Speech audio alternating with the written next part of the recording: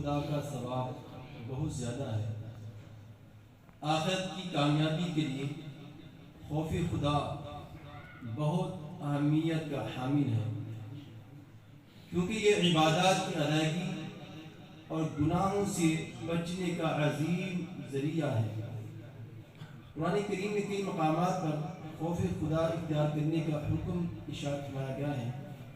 چنانچہ ارشاد خدا بندی ہے، یا ایھا الذین آمنوا اتقوا اللہ حق تقاتہ، ترجمہ کنز ایمان، اے ایمان والو اللہ سے ڈرو جیسا اس سے ڈرنے کا حق ہے۔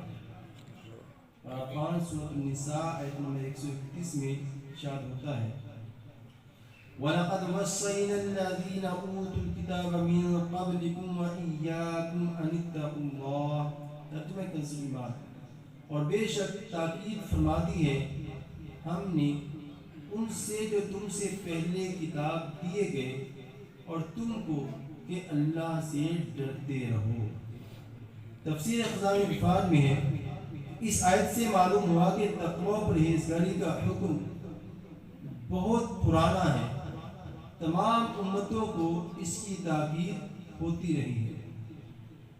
خوف خدا کا مطلب یہ ہے کہ اللہ پاک کی بے نیازی، اس کی ناراضی، اس کی گرفت اور اس کی طرف سے دی جانے والی سزاؤں کا سوچ کر انسان کا دل گھبراہٹ میں مبتلا ہو جائے۔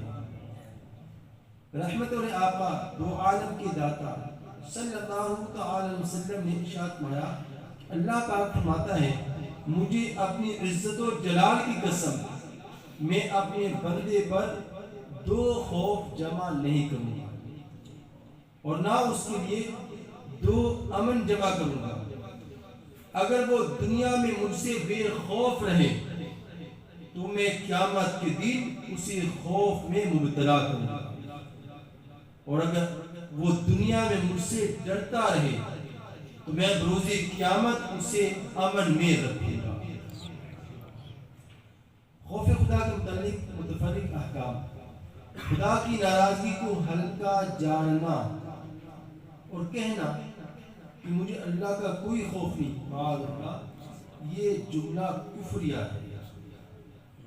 مفتی امجد علی اعظمی رحمۃ اللہ علیہ فرماتے ہیں، کسی سے کہا کہ گناہ نہ کر ورنہ خدا تجھے جہنم میں ڈالے گا، اس نے کہا میں جہنم سے نہیں ڈرتا، معاذ اللہ، یا اس نے یوں کہا کہ خدا کے عذاب کی کچھ پرواہ نہیں، معاذ اللہ، یا ایک نے دوسرے کہا تو خدا سے نہیں ڈرتا، اس نے غصے میں کہہ دیا نہیں، یا اس نے یوں کہہ دیا خدا کیا کر سکتا ہے، اس کے سوا کیا کر سکتا ہے کہ دوزخ میں ڈال دے، یا اس نے یوں کہا کہ خدا سے ڈر، اس نے کہا خدا کہاں ہے۔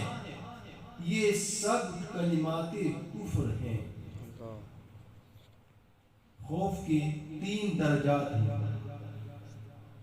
نمبر 1 ضعیف یعنی کمزور، یہ وہ خوف ہے جو انسان کی کسی نیکی کے اپنانے اور گناہ کو چھوڑنے پر آمادہ کرنے کی قوت نہ رکھتا ہے۔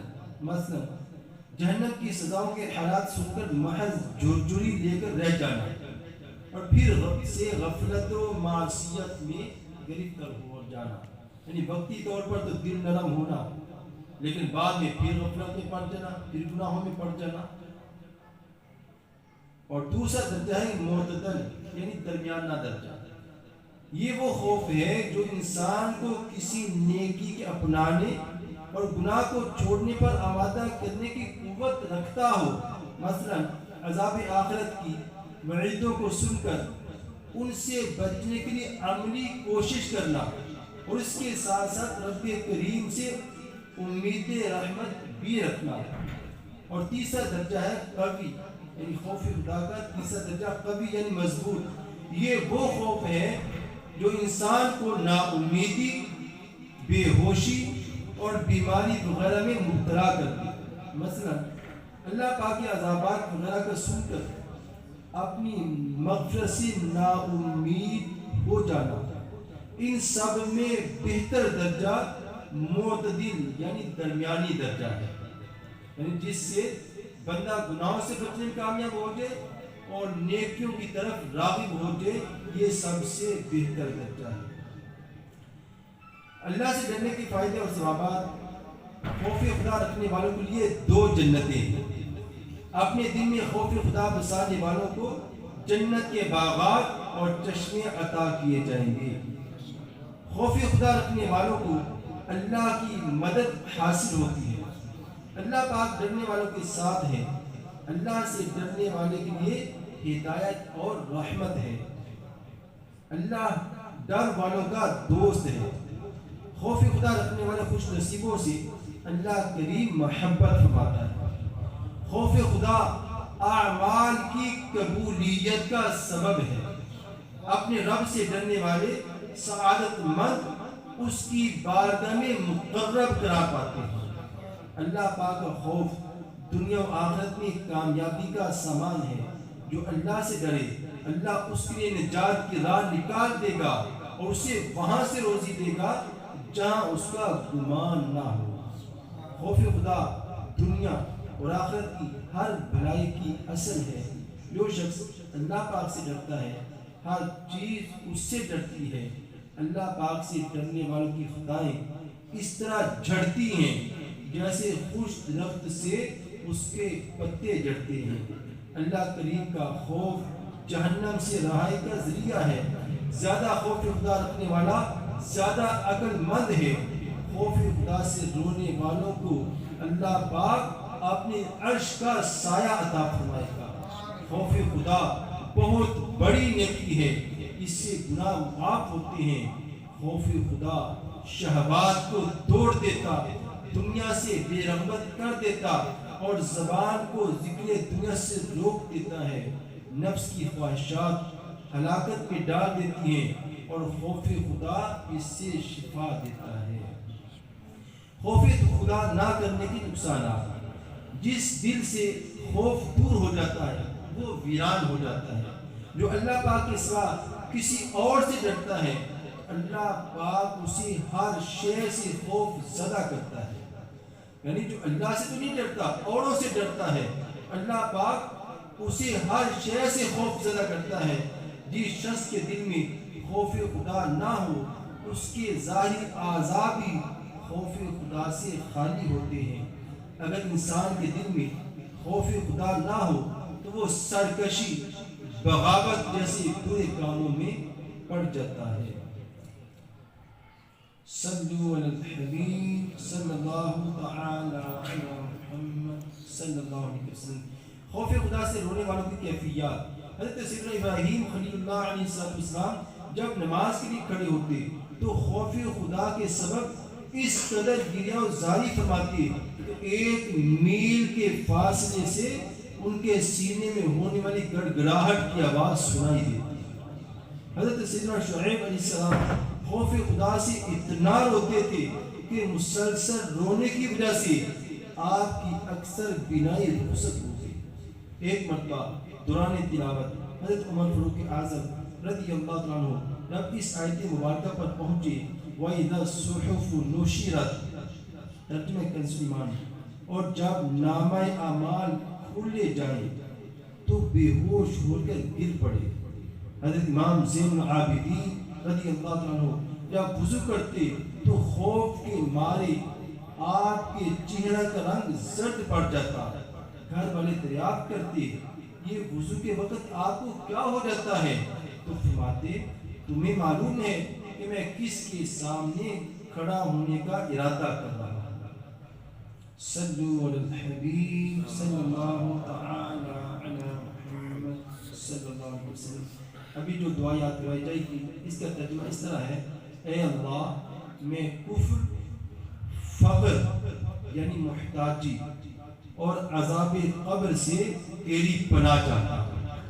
بہت پیاری دعا ہے اور ہم اس کو یاد کر لیں گے اور اپنی دعاؤں میں مانگتے رہیں گے، انشاءاللہ سے اس کی برکتیں حاصل ہوں گی۔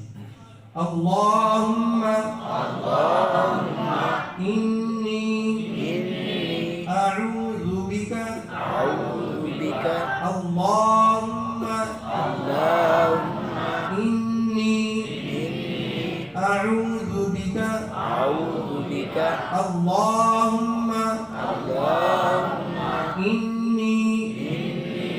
أعوذ بك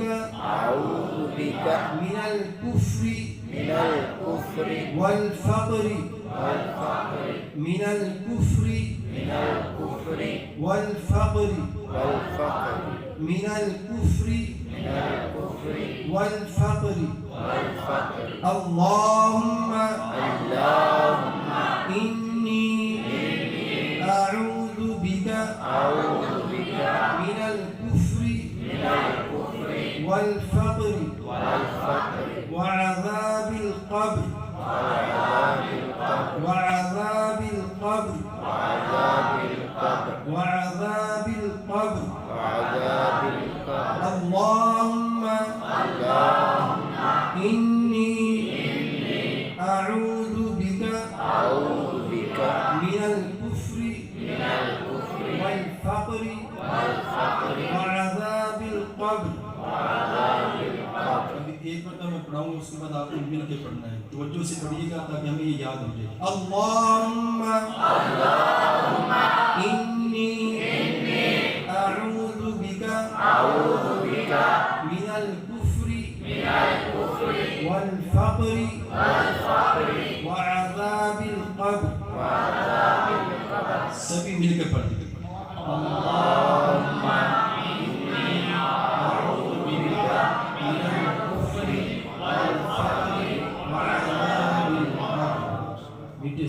بہت اہم ترین یہ دعا یاد رکھیے. کفر سے اور فقر سے پناہ کی یہ دعا ہے. محتاجی سے کسی کا محتاج نہ ہو اور کفر سے بچے رہیں. تو یہ دعا یاد رکھنے کی ہے. اس کو بار بار پڑھتے ہیں کہ یاد کریں گے، اس کی برکتیں